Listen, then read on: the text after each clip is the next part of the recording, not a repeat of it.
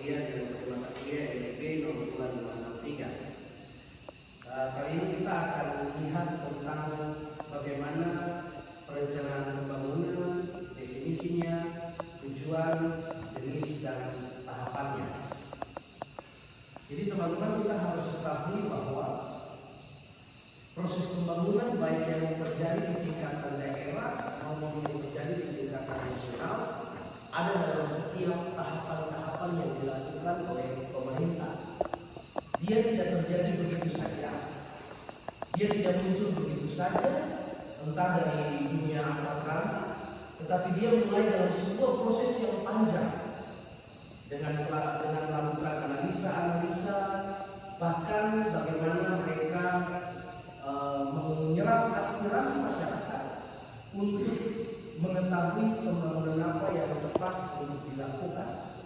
Nah, kali ini kita akan lihat bagaimana definisinya, kemudian jenisnya, kemudian tahapan-tahapan yang dilalui. Nah, untuk diketahui kita semua bahwa pembangunan itu harus berlangsung secara continuity, harus berlangsung secara tersambung, terus-menerus, ada kesinambungan yang terjadi. Maka konsekuensi logisnya adalah bahwa pemerintah pusat maupun pemerintah daerah dituntut untuk lebih siap dan mandiri dalam menyusun setiap strategi pembangunan dalam rangka mengembangkan daerahnya sehingga mampu menghadapi era globalisasi dan persaingan yang semakin kompetitif.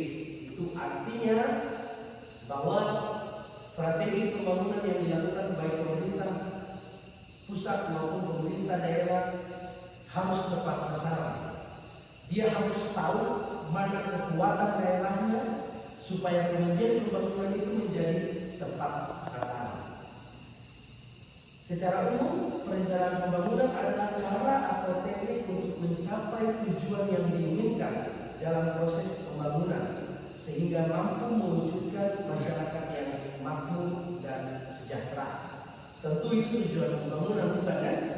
Kalau pembangunan dilakukan lantas masyarakat tidak merasakan efeknya atau tidak merasakan bukti dari pembangunan, maka menjadi percuma. Masyarakat harus maju dalam proses pembangunan, masyarakat harus makmur dalam proses pembangunan dan juga sejahtera. Maka di situ pembangunan menjadi berhasil, menjadi tepat sasaran. Nah, kita lihat definisi perencanaan pembangunan. Menurut Arthur Lewis 1965, dia mendefinisikan perencanaan pembangunan sebagai suatu kumpulan kebijaksanaan dan program pembangunan untuk merangsang masyarakat dan swasta untuk menggunakan sumber daya yang tersedia lebih produktif. Kalau kita lihat dari definisi ini, maka yang kita dapat bahwa perencanaan pembangunan itu harus ada unsur kebijaksanaan, harus ada programnya, harus ada yang dilakukan untuk mencapai yang tadi kita sebut di depan sebagai masyarakat yang maju, sejahtera, ya kan, makmur dan sejahtera. Maka program-program itu harus merangsang masyarakat dan swasta tentunya untuk menggunakan apa? Sumber daya yang disebut. Jadi proses pembangunan atau perencanaan pembangunan itu tidak terjadi dengan orang tidak punya sumber daya apa yang dia bangun, iya kan? Dia tidak punya resource, lalu dia membangun pakai apa? Gitu. Nah, oleh sebab itu memang makanya pemerintah harus jeli, pemerintah harus peka, pemerintah juga harus semacam menetapkan mana yang menjadi skala prioritas modal-modal utama di daerah untuk melakukan proses perencanaan pembangunan. Ini menurut pemahaman Arthur Lewis. Berikut menurut Jensen, dia merekomendasikan perencanaan pembangunan daerah harus memperhatikan hal-hal yang bersifat kompleks, sehingga prosesnya harus memperhitungkan kemampuan sumber daya yang ada, baik sumber daya manusia, sumber daya alam, sumber daya fisik, dan sumber daya lainnya. Nah, kalau Jensen dibanding dengan Lewis tadi, dia lebih luas lagi pengertiannya. Pemerintah harus sadar, harus menentukan, harus mendapatkan, menggali resource yang mereka punya. Jadi kita mulai paham ya, untuk membuat sebuah perencanaan pembangunan kita harus punya resource, kita harus punya sumber daya. Sumber daya apa saja? Teman-teman, kita tidak bisa hanya melihat sumber daya dalam satu sisi bahwa soal kekayaan alam. Tidak. Dalam pertemuan-pertemuan yang lain saya bilang bahwa sumber daya itu merupakan satu kesatuan. Kita tidak bisa mengandalkan satu sumber daya saja lalu mengabaikan sumber daya yang lain. Makanya kita lihat ada kemampuan sumber daya yang disebut sumber daya manusia. Mengapa sumber daya manusia menjadi penting? Karena dialah pelaku pembangunan. Kita punya kekayaan banyak nih, tapi kita tidak punya ada manusia untuk mengerjakannya. Kita tidak punya manusia yang punya skill. Gitu. Kalau contoh yang beberapa waktu yang lalu saya bilang sama teman-teman bahwa kita lihat kalau Papua sumber daya alamnya luar biasa, iya kan? Kita punya tambang, kita punya emas, kita punya segala macam. Isi perut bumi itu kaya sekali. Tapi kalau kita tidak punya sumber daya manusia, maka itu menjadi percuma. Seperti halnya saya bilang, emas itu dia di bawah. Bagaimana kita mau buat emas itu menjadi berharga kalau dia tetap ada di tanah? Maka kita kan harus mengeluarkan dan mengelolanya kan? Kita butuh skill, kita butuh kemampuan, kita butuh industri, kita butuh pengetahuan. Kalau manusia tidak punya sumber daya, kita tidak punya sumber daya manusia yang memadai. Sama halnya kita punya sumber daya manusia yang memadai, kepintaran, pengetahuan, skill luar biasa, tapi kemudian kita tidak punya sumber daya alam. Apa yang mau kita lakukan? Nah, kurang lebih Jensen yang mau bilang soal itu. Maka perencanaan pembangunan memperhatikan seluruh aspek yang ada. Oke, sampai di sini kita paham sama-sama dulu ya definisinya perencanaan pembangunan ya. Kita lanjut. Tujuan dan fungsi perencanaan pembangunan sesuai dengan Undang-Undang Nomor 25 Tahun 2004 tentang Sistem Perencanaan Pembangunan Nasional dalam rangka mendorong proses pembangunan secara terpadu dan efisien. Pada dasarnya, perencanaan pembangunan nasional di Indonesia mempunyai 5 tujuan dan fungsi pokok. Adapun tujuan dan fungsi pokok perencanaan pembangunan tersebut sebagai berikut. Yang pertama, untuk mendukung koordinasi antar pelaku pembangunan. Nah, ini teman-teman harus pahami yang seperti saya bilang. Manusia adalah pelaku dari proses pembangunan. Dan manusia itu siapa saja, bukan hanya pemerintah, pihak swasta. Kalau di kita Papua ada tokoh-tokoh masyarakat, tokoh-tokoh adat yang hadir untuk berperan agar proses pembangunan itu dapat berjalan dengan baik. Nah, coba kita ambil contoh kontekstual kita ya. Contoh, terkadang kalau tidak ada koordinasi, tidak ada perencanaan yang baik lewat koordinasi, maka sering terjadi kesalahpahaman. Kita bangun sebuah fasilitas publik misalnya, kita mau bangun puskesmas, tetapi karena tidak ada perencanaan yang baik, tiba-tiba masyarakat adat datang protes, parah, tutup. Iya toh? Jason ketawa. Itu fakta yang terjadi gitu kan? Kalau tidak ada koordinasi itu dilakukan, maka pasti akan timbul problem-problem di depan. Oleh sebab itu, perencanaan pembangunan punya fungsi untuk mendukung koordinasi antar pelaku pembangunan. Yang kedua, untuk menjamin terciptanya integrasi, sinkronisasi dan sinergi antar daerah. Dalam rangka berpikir pembangunan nasional, kita tidak bisa mengabaikan potensi-potensi daerah lain. Untuk membangun suatu daerah, kita harus memperhatikan bagaimana potensi di daerah lain. Sehingga proses pembangunan itu baik dari Sabang sampai Merauke itu satu kesatuan. Dia tidak pisah-pisah, dia tidak pincang-pincang. Contoh misalnya, ada sebuah rencana pembangunan untuk sumber daya alam. Oh, kalau kita mau beli segala sesuatu menyangkut tentang sumber air daya alam mineral, oh itu ada di Papua banyak. Dikembangkan di beberapa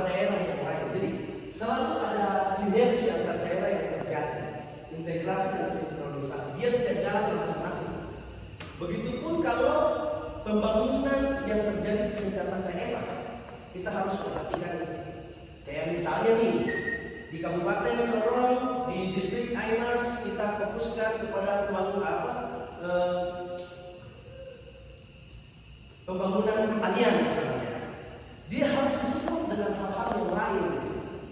Jadi pembangunan tidak bisa mengabaikan satu, lalu tidak memperhatikan yang satu, lalu mengabaikan yang lain. Yang ketiga, untuk menjamin keterkaitan dan konsistensi antara perencanaan, penganggaran, pelaksanaan, dan pengawasan.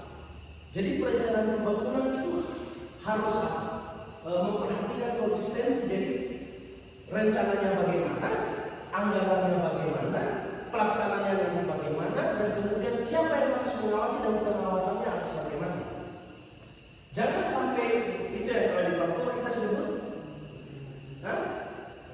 latihan lain, main-main, gitu. Di perencanaan kita sudah bilang ini nanti pintunya di sebelah sini satu. Tiba-tiba main itu kasih pintu tempat lain. Tetapi mungkin itu bisa terjadi ketika ada hal-hal teknis yang lainnya. Tetapi yang mau mengingatkan bahwa harus ada konsistensi, mulai dari perencanaan sampai di akhir di tahap pelaksanaan dan pengawasan. Yang keempat, tujuan dan fungsi perencanaan pembangunan adalah untuk mengoptimalkan partisipasi dan peran masyarakat dalam perencanaan. Ini jadi penting sekali. Di era reformasi seperti sekarang ini, peran serta masyarakat itu menjadi utama. Kenapa? Karena masyarakat, kalau dulu zaman dulu, masyarakat itu hanya objek pembangunan. Oke? Kita sepakat soal itu. Masyarakat itu objek pembangunan. Segala sesuatu alasan masyarakat, segala sesuatu alasan masyarakat. Tapi pembangunan kemudian tidak mengenal. Nah, sekarang kenapa partisipasi dan peran masyarakat menjadi penting? Karena mereka lah pelaku pembangunan. Jadi peran serta mereka tentu paling besar. Yang kelima, untuk menjamin tersedianya penggunaan sumber daya secara efisien, efektif, dan adil. Itu artinya kalau ada perencanaan, kita punya pemanfaatan sumber daya alam itu sangat-sangat terukur. Kalau efisien, efektif, dan adil itu bahasa sederhananya terukur. Terukurnya apa? Misalnya, saya bangun satu pos kamling. Saya butuh kayu berapa, saya butuh paku berapa, saya butuh alat apa saja. Jadi dia terukur, efektif. Oh harus pakai alat apa? Mau pakai gergaji tangan atau gergaji mesin, kan begitu. Sisi-sisi itu termaktub di dalam efisiensi, efektif, dan adil.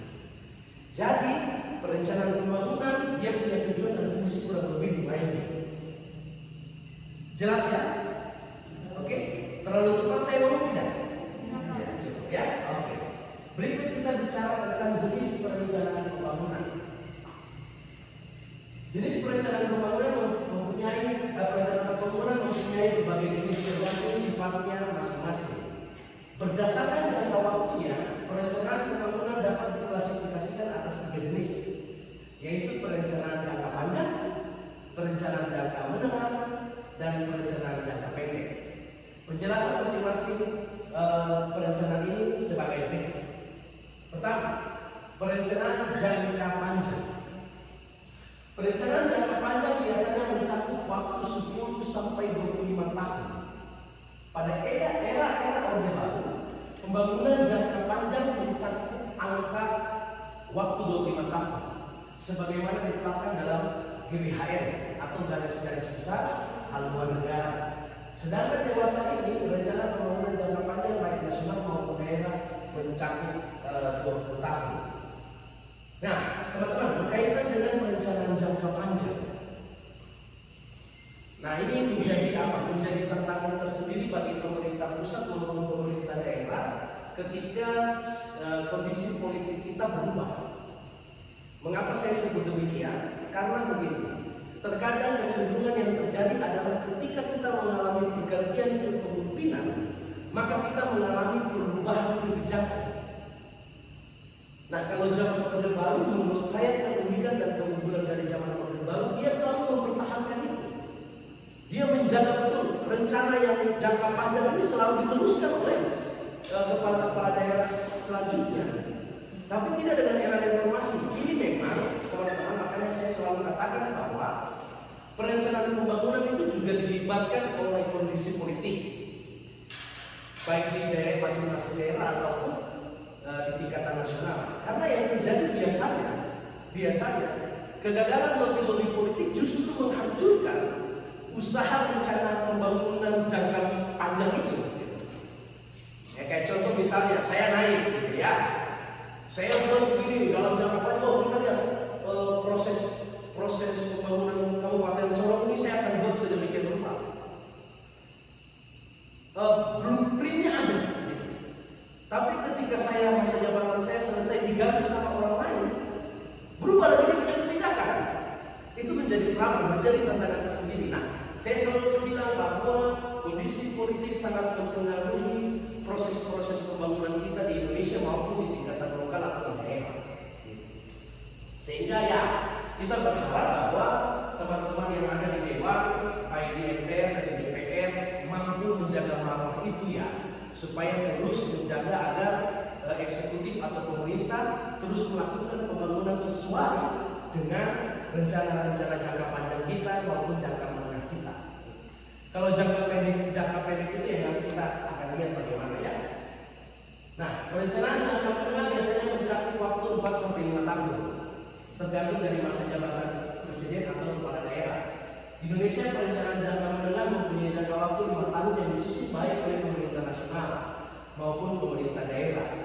Perencanaan jangka menengah pada dasarnya merupakan jabaran dari perencanaan jangka panjang sehingga bersifat lebih operasional, dia lebih detail lagi. Jadi misalnya kita mau jangka panjang kita itu kita swasembada pangan 25 tahun kan, atau taruhlah 20 tahun. 5 tahun pertama kita siapkan apa? Misalnya infrastruktur, kita misalnya mempersiapkan lahan, sekaligus mempersiapkan SDM petani berkualitas. Kedua, kita siapkan industrinya. Ketiga, kita siapkan pupuk-pupuknya. Nah, baru kita lihat apa yang bisa kita siapkan berikutnya. Sehingga dalam jangka panjang itu sampai 20 tahun ke depan kita sampai pada swasembada pangan. Itu maksudnya. Termasuk yang 5 ini, jangka menengah ini yang 5 tahun yang saya bilang, kita siapkan SDM-nya 5 tahun pertama. Terus kemudian 5 tahun kedua kita siapkan mungkin pupuknya, industri yang mendukung pertanian, lalu sampai kepada industri yang lebih besar, kurang lebih seperti ini. Nah, sedangkan kalau jangka pendek dia mencakup 1 tahun, jadi lebih kecil lagi, tapi keseluruhan jenis perencanaan pembangunan ini dia saling terhubung, dia tidak berjalan sendiri. Misalnya maksud saya gini, jangka panjangnya kita mau A, tapi jangka pendeknya ini tidak mengarah kita menuju ke A. Nah itu jadi problem. Kita mau swasembada pangan misalnya, kita mau swasembada pangan yang dibangun industri apa? Misalnya industri kelautan, mereka tidak nyambung gitu. Jadi dia harus utuh, harus berkesinambungan. Nah kalau jangka pendek dia 1 tahun dan hampir di semua daerah atau di negara kita sebut sebagai rencana tahunan. Nah rencana tahunan ini dia membuat indikator target kinerja untuk masing-masing program kegiatan. Karena itu rencana tahunan ini selanjutnya dijadikan dasar utama penyusunan anggaran, pendapatan dan belanja baik tingkat negara maupun tingkat daerah yang kita sebut RAPBN maupun RAPBD. Nah, ingat ya, perencanaan anggarannya itu dalam jangka pendek. Jadi dia tidak siapkan rencana anggaran untuk 5 tahun tidak. Jadi tiap tahun itu ada rencana anggarannya. Nah, kalau tingkatan rencana tahunan yang mencakup semua sektor dinamakan rencana kerja pemerintah daerah atau RKPD. Sedangkan khusus untuk suatu sektor atau bidang dinamakan rencana satuan kerja perangkat daerah. Yang merupakan penjabaran dari registranya SKPD. Oke? Nah, kita mulai tahap penyusunan. Tahap perencanaan pembangunan. Sampai di sini ada pertanyaan dulu sebelum kita lanjut.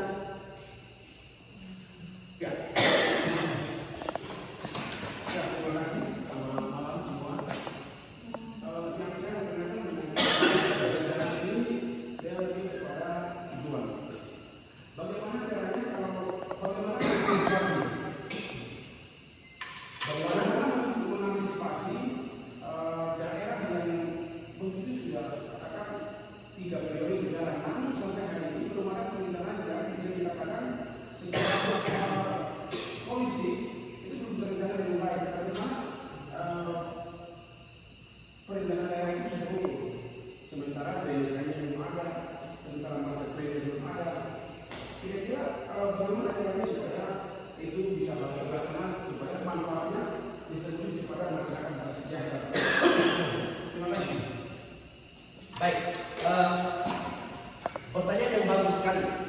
Bagaimana ketika dalam 3 periode atau 3 periode atau 3 tahun? Karena 3 periode artinya ada 15 tahun gitu kan? Tidak ada perubahan yang terjadi yang signifikan terjadi gitu ya. Ini menjadi pertanyaan bagus sekarang ini. Sebetulnya selebihnya kemudian semua ada dalam pengawasan kita bersama-sama. Kita harus punya kemampuan untuk melakukan pengawasan itu. Baik kita sebagai masyarakat akademik maupun semua elemen masyarakat menjadi sangat penting untuk terus melakukan pengawasan-pengawasan itu. Jadi ketika ada kalau teman-teman merasa bahwa kok ini nggak ada perubahan sama sekali, gitu kan? Jadi itu harus dievaluasi kembali. Makanya kenapa tahapan pembangunan harus ada sampai pada titik pengawasan. Gitu. Jadi kalau pertanyaan apa yang harus kita lakukan ya masyarakat sipil, kita masyarakat semua yang kemudian harus memberikan komentar soal itu. Oke? Masih ada pertanyaan lagi berkaitan dengan ini? Kalau masih ada? Kalau sudah tidak ada, saya pikir pertemuan ini nanti kita akan lanjutkan di pertemuan berikut. Oke? Pertanyaannya menarik, kita akan kaji lagi lebih dalam. Kemudian apa-apa saja yang perlu dipersiapkan, kemudian tahapan-tahapannya seperti apa, supaya kemudian kita paham bahwa perencanaan pembangunan itu tidak bisa dilakukan dengan asal-asalan. Kita harus tahu apa yang masyarakat butuhkan sehingga betul-betul itu menyerap aspirasi masyarakat untuk perencanaan pembangunan agar ketika itu dilakukan itu menjadi tepat sasaran. Terima kasih teman-teman buat kelas kita di sore jelang malam hari ini. Sampai berjumpa di minggu depan.